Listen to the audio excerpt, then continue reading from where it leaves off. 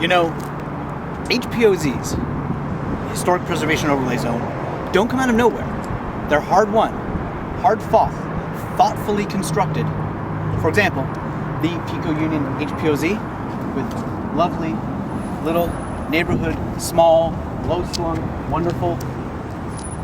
Look, for example, down this way at the size and massing of the structures around us. It was all put together in a very specific, perfect little way. It's a great HPOZ.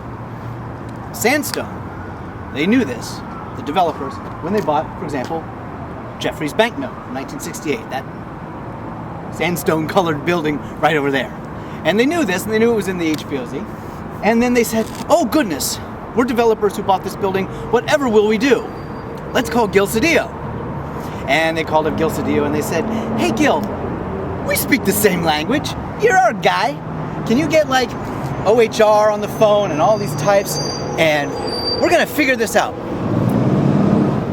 That guy understands. He said, what we really need to do is start carving things out of the HPOZ. Because what's an HPOZ if you can't remove stuff from the HPOZ and start carving out of it? Speak the same language is what's important here. If you look at the trail of emails that come out of Cedillo's office, which you can do by going on the Michael Koolhaas blog, link below, you can read all about how they just started figuring out how to carve things out. So now that's carved out so that it can become, unlike, say, that house, the world's biggest, giantest, glossiest 92-story, I don't know if it's 92 stories, but it's at least, 60. Here, rendering.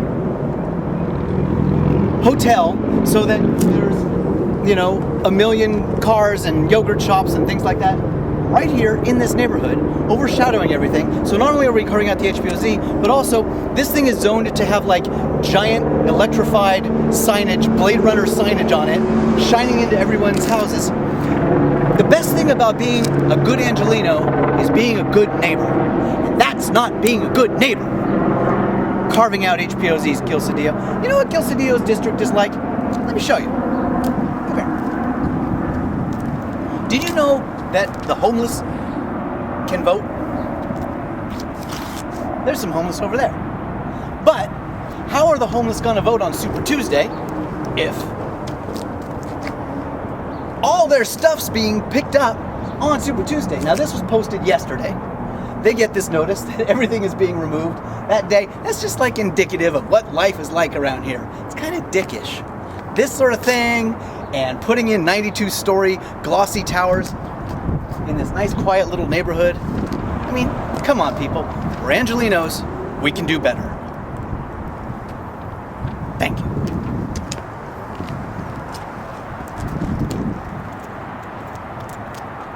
Hey, guys.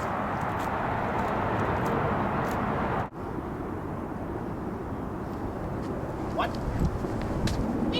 What, MP? Full of limes? You have Lyme disease? Oh, scooters! He told me it's full of those Lyme scooters. And that this is the largest and most affordable warehouse near downtown. And it could be full... That Amazon people, they could use that too. No, it's full of those Lyme scooters. So the next time you see one of those cluttering up the sidewalk, that's where they're all hidden. You should pick them up and just start tossing them in there. That's where they go. For now, where are they all gonna go? There'll be more of them all over your street because they gotta get rid of them. We have to put the 92-story tower. Where did the imp learn that about the Lyme scooters? Impland, New York. I don't know. He read it in the emails. Oh, he read it in the emails, and you can too. He's a big email reader, this one. You imp, you. Hey, let me show you something cool. Because this is an HPOZ, it has a special sidewalk. Yeah, the tower and the gables. And the mission, huh? Special sidewalk means can't put up the giant hotel. That's the law. Sidewalk. Look out! Ah! Hey. Huh? 1968. It's kind of cool. You guys should landmark it.